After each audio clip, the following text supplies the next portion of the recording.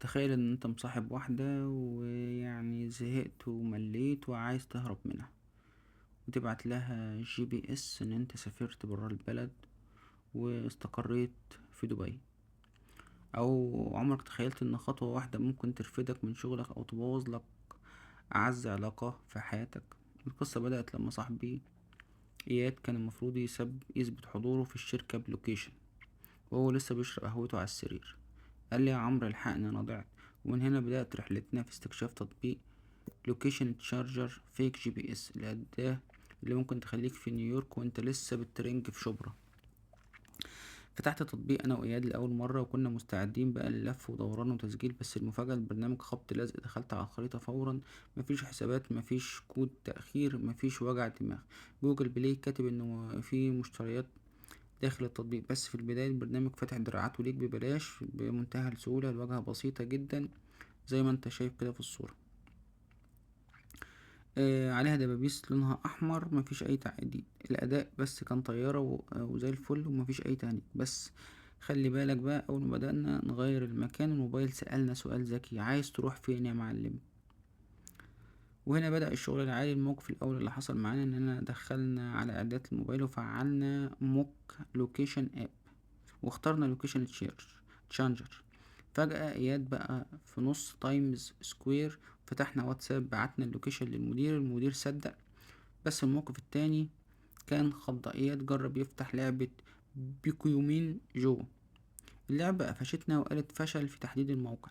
يعني التطبيق ده صايع، بس في شركات أصيع منه وقافلة عليه. ليه التطبيق ده وحش خرايط؟ خد عندك الخمس مميزات دول: الجويستيك، تقدر تمشي في الخريطة مانيوال كأنك بتلعب بلاي ستيشن وانت قاعد في مكان. قائمة المفضلات، أي مكان مشبوه أو محتاجه كتير سيبه بنجمة وهترجع له بضغطة واحدة. دقة، تقدر تحط خطوط الطول والعرض بالملي، مفيش سنتيمتر بيغلط فيه. تغيير الارتفاع، ودي تركاية جامدة، تقدر توهم الموبايل انك فوق جبل او في الدور الخمسين في البرج اللي انت شغال فيه. الاستقرار، التطبيق بيفضل شغال في الخلفية بثبات غريب حتى لو قفلت الشاشة. بس استنى يا برنس، الحلو ما يكملش. العيوب واضحة وصريحة. اول حاجة الاعلانات مستفزة جدا وبتطلع في وقت غلط. تاني حاجة الدعم الفني شبه ميت، المطور نزل التحديث ونام بعد كده. ولو دخلت التعليقات هتلاقي ناس بتصرخ ان التطبيق بطل يشتغل على اندرويد 14 و15 و16. واحد كاتب: خسرت حسابي في لعبة بسببكم. المطور فعلا مقصر في الرد على المشاكل التقنية الحديثة وتعليقات الناس. تحذير من الاخر: تطبيق امان في الخصوصية كبيانات، بس خطر على حساباتك في الالعاب والتطبيقات اللي بتمنع فيك GPS. ممكن تاخد بان نهائي في ثانية. مفيش نصب بالمعنى الحرفي سرقة فلوس، بس في تضليل ان البرنامج شغال على كل التطبيقات، ودي مش حقيقة. كم واحد محتاجه؟ الموظف اللي عايز يهرب من المتابعة، المبرمج اللي بيختبر تطبيقاته، أو صاحب البيزنس اللي عايز يشوف إعلانات بتظهر في منطقة تانية.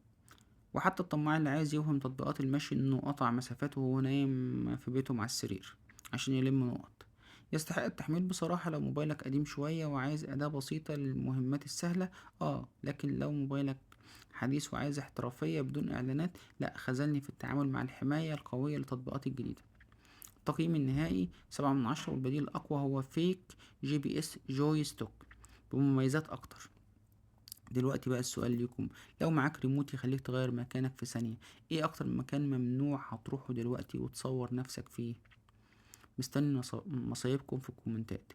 ابعت بقى للأمورة مكانك الجديد في دبي، عشان تعرف ان انت مسبتهاش بمزاجك، وان ظروف شغلك هي اللي منعتك تكمل في العلاقة دي.